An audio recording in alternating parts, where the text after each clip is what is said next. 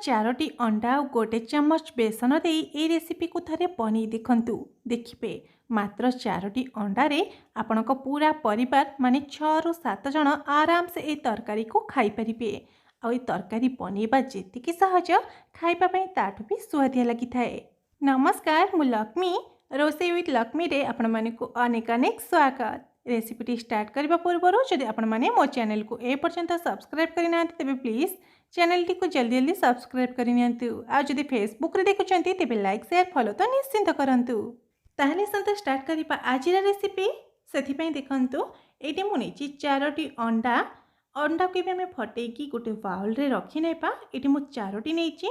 जदि आपणक घरे अधिक लोक थे आपण अधिक अंडारे बनवा चाहूबे तेज चाहिए आप अधिक अंडा भी नहीं पारे किंतु 4टी अंडारे आराम से ये रेसिपी को 6 ରୁ 7 जन खाई पारिबे।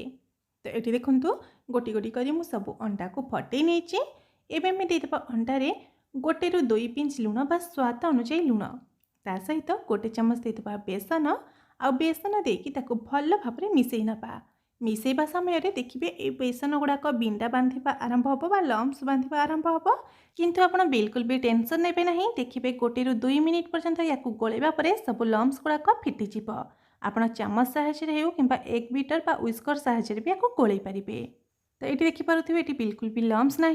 एबे साइड रखी नबा। तापर गोटे मसला रेडी करबा। सेथिपई गोटे ग्राइंडर जार रे आमे देइतबा 8 ରୁ 10 पाखुड़ा रसुण 1 इंच पाखापाखि अदा को छोट छोट काटिकी देइतबा। ता सहित किछि गोटा गरम मसला देइदबा जेमतिक दालचीनी लवंग गोलमरीच गुजराती ता सहित अल्प टिके पानी देकी यार गोटे चिकन पेस्ट बाटिकी नहीं आसीबा। तो ये देखो मसला को भल भाव में बाटिकी नहीं आसी। तो मसला ये भाव में बाटी सारा या साइड रखी नबा। तापर आसतु जी कुकिंग प्रोसेस को।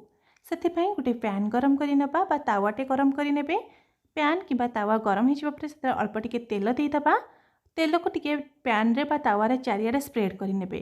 तेल भल भाव गरम होगापर ये आम गोलैकी रखी अंडा और बेसन बैटर को दबा। जेहेतु मु 4टी अंडा नहीं से 2टा आमलेट बनैबी। जदि आप अधिक अंडा नहीं से हिसाब से आमलेटर क्वांटिटी बढ़ाईदेवे। बिल्कुल भी बैटर दे सारापर स्पाटुला कि पिठापतिया को लगेबे ना। एमती तावा को धरिकी स्प्रेड करे। गोटे पटे साइड हाल्का जो सेकी कुक हो उपरटा कंचा थी से समय ही देखो भिडियो मुझे ओल्टौची सेमती ओल्टे रोल करे। रोल कर सारा परे जेहेतु भितरटा कंचा अच्छी से एमती खोलारे एपट सेपट करके कुक हाँपाई छाड़ीदबा। 1 मिनिट पर्यंत लो फ्लेम रे कुक है देखो आम पिठापतिया साहाय्य हो कि स्पाटुला साहाय्य हो ताको टिके एमती काटी नबा। ये आमलेट को काटिबा समय आपण हिसाब से आप मोटा बा पतला करके काटी पारंती। गोटे अंडा आमलेट ये आमर आराम से 5 ରୁ 6 पीस हो। तो मन रखु जितेबाला अंडा को आप रोल करेंगे उपरटा कंचा थिला बेले ही रोल करेंगे। जदि तलपट साइड बेसी कुक होताले से ठीक से रोल हो पारिबनी बा लागीबनी। तो यही भाव में अंडा को काटी सारा पर आम या बाहर करी कुटी कुटी करी गोटे प्लेट किंबा थाली रे रखी नबा। आम पैन रे बिल्कुल भी तेल दबा नहीं। पैन रे जो तेल अच्छी से तेल रे ही आउ गोटे अंडा आमलेट को बन नबा। तो सबतक बैटर को मुझे गैस फ्लेम को एकदम लो फ्लेम रे रखी तावा को धरिकी एमती टिके स्प्रेड कर नेउची।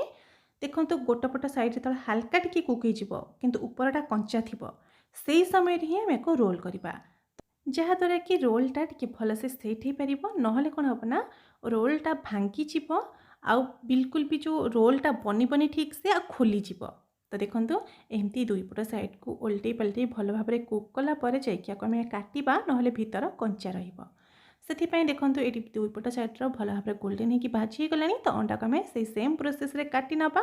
तो या काटी सारा पर सब अंडा को बाहर करी प्लेट किंबा थाली रे रखी नबा। तो ये देखो सब अंडा आमलेट को भाजिकी काटिकी रेडी कर नहीं। एबे आसतु जी मसला बनवा प्रोसेस को। से आउ गोटे कढ़ी गरम कर नहीं अल्प टिके तेल दे दूची। आपड़ चाहिए से पैन रे भी बन पारे किंतु आम अंडारे आलू भी दबा। से ये 2टी आलू को एमती चोपा छड़ाई पतला पतला काटिकी रखी। तो आलू को देकी ये आलू को आम भल भाव में गोल्डेन करके भाजी नबा।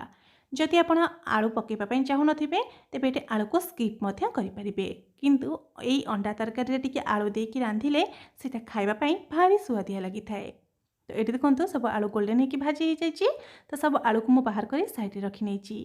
कढ़ई रे बलगा थिबा तेल रे ये देखो मु 2टी पियाज को बाटिकी दे देइछि। पियाज बटा देले ग्रेभीर कन्सिस्टेन्सी टिके बहलिया आसिबो आ टेस्ट भी भल आसिबो। आउ ए पियाज को आम कौन करबा ना भल भाव में गोल्डन करके भाजी नबा। पियाजर जमी कंचा स्मेल न रुहे तार ध्यान देबे। तो ये देखिपे पियाज आमर भल भाव में गोल्डन होगी भाजी गला। तो पियाज ये भाव में गोल्डन होगी भाजी होगापर आम जो अदा रसुण आ गोटा मसलार पेस्ट को बनैकी रखी ताकू देदबा। अदा रसुणर कंचा स्मेल कटिजा पर्यंत या आम भल भाव में 1 मिनिट पर्यंत कषि चलवा। मसला को आम जिते भल कषा तरकारी कलर आउ टेस्ट से बढ़िया आसब। ये देखो मसला आमर भल भाव में कषि गला।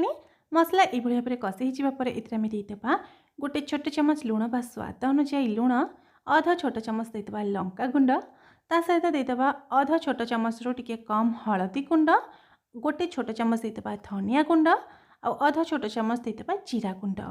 एतिकी गुंड मसला देकी ए सब जिनस को टिके भल भाव में मिसई नबा।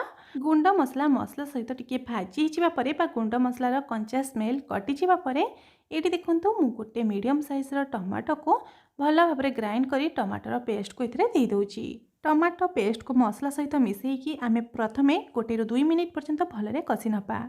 जितेबाला मसला 1 ରୁ 2 मिनिट पर्यंत भल कषि होतेबले आम कौन करवा ना ये अल्प पानी देदबा। जो ताटिया मु टमाटो को बाटिकी रखी से ताटिया ही अल्प पानी दे दूची मुझे, जहाँद्वारा कि मसला पोड़ीजार भय रहा कि पिता लगे ना।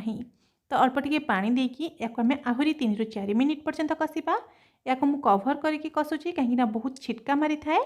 तो ये देखो पाखापाखि 3 ରୁ 4 मिनिट पर मुझे लीड काढ़ी चेक कर दे दूसरी गोटे चमच चिकेन मसला।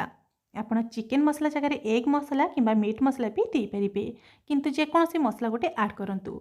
तो ये देखो मसला भी आमर भल भाव में कषि गला, तेल भी सेपरेट हो गला। तो ये स्टेज आम कौन करवा ना भाजिकी रखि आलू को देदबा। आलू को मसला सहित आम 2 ରୁ 3 मिनिट पर्यंत भल भाव में कषि नबा। कभर करके कषा जहाँद्वारा कि फ्लेवर से ही रहिबो। तो ये देखो ये आलू को कषार मत पाखापाखि 2 ରୁ 3 मिनिट हो गला। तो मुझे लीड काढ़ी चेक कर सहित कषा भितर आलू भल भाव में सीझी जाइए। भाजवा समय भी आमर आलू 80% भाई सीझी मसला भी सीझी जाइए। यही स्टेज आम देदबा आवश्यकता अनुसार पानी। मु 1 ग्लास पानी देकी ताको भल भाव में मिसई नेउछि। आम कभर करी पुणी थे फुटापी छाड़ीदबा। पाखापाखि 3 ରୁ 4 मिनिट हो गला। मु लीड काढ़ी चेक कर तरकारी भी आमर टकमक हो फुटा आरंभ हो गला। आलू भी देखो भल भाव में सीझी जाइए। तो ये स्टेज आम कौन करवा ना भाजिकी रखि अंडा आमलेट को देदबा। अंडा को एमती गोटी गोटी कर देवे, माने बेसी घांटीबेनी, जस्ट एमती हल्का टिके मिसई नेबे। तापर कभर करके आम आहरी 2 ରୁ 3 मिनिट पर्यंत फुटापी छाड़ीदबा। बेसी फुटेबा दरकार नहीं। 2 ରୁ 3 मिनिट भितर ही अंडा आमलेट आमर तरकारी बनिकी रेडी हो। तो देखिपे 2 मिनिट पर ये घोड़णी कभर थिला सेतबेले अंडा केते बढ़िया भाव में फुली थिला। आ घोड़णी काढ़ा मात्र के केमती छोट हो जाउची। आ अंडार साइज डबल हो जाइए। जेहेतु आम गरम मसला को बाटी से गरम मसला देवानी। जदि चाहिए अल्प किसी धनिया पत्र को काटिकी दे पारिबे। एबे आम गैस फ्लेम को बंद कर नबा। ये तरकारी को गरमा गरम सर्व कर नबा। तेबे देखिपे 4टी अंडार आमर केते अंडा तरकारी बनिकी रेडी हो जाइए। तेबे आशा करुच्ची आज रेसिपीटी आपको निश्चिंत भाव में पसंद आसी वीडियो को लाइक शेयर और चैनल को सब्सक्राइब करने को बिल्कुल भी भूलु नहीं। ताले जी रोची बाय। पुणी देखा आउ एक नुआ रेसिपी सहित आउ एक नुआ वीडियो रे।